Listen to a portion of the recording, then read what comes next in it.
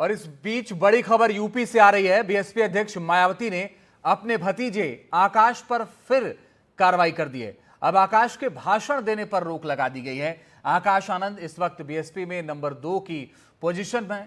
मायावती ने कहा है कि आकाश अब सिर्फ संगठन में काम करेंगे, यानी किसी रैली को संबोधित नहीं करेंगे वो, और उनके भाषण देने पर रोक लगा दी गई है। इससे पहले उनको पार्टी से बाहर किया गया, फिर पार्टी के अंदर उनको लाया गया, चीफ नेशनल कोऑर्डिनेटर बनाया गया, नंबर 2 की पोजीशन दी गई। लेकिन अब उनके सामने एक और मुश्किल खड़ी हो गई है, वो ये है कि अब वो भाषण नहीं दे पाएंगे, यानी जो रैलियां होती हैं, चुनाव प्रचार होता है, उसमें वो नहीं जा। पंकज हमारे सहयोगी ज्यादा जानकारी के लिए जुड़ गए। पंकज, एक बार फिर से कार्रवाई के रूप में इसे देखा जाए या ये देखा जाए कि भाई लगाम लगाया गया है?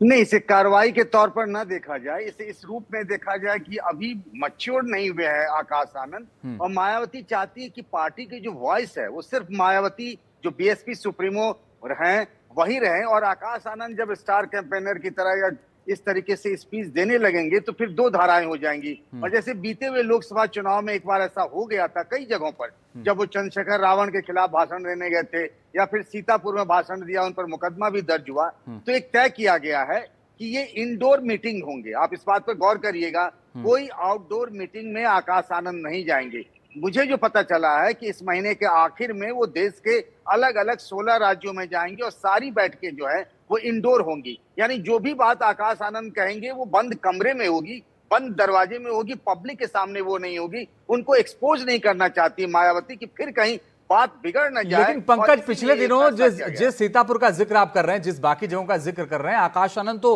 अपने भाषणों की वजह से चर्चा में आ गए थे अचानक से। जी हाँ, और यही मायावती नहीं चाहती है कि वो फिर से चर्चा है, कभी कभी वो रास्ता भटक जाए जो पार्टी का लाइन है। क्योंकि मायावती के बारे में आप जानते हैं कि जो भी स्पीच लिखती है उसको 4 बार पढ़ती है, फाइनल होता है। आकाश आनंद के बारे में वो कोई रिस्क नहीं लेना चाहती है। ये हुआ है कि वो कोई भाषण नहीं देंगे, वो कोई स्टार कैंपेनर नहीं होंगे। ठीक, आप नजर बना के रखिएगा पंकज, आगे लगातार आपसे अपडेट लेते रहेंगे।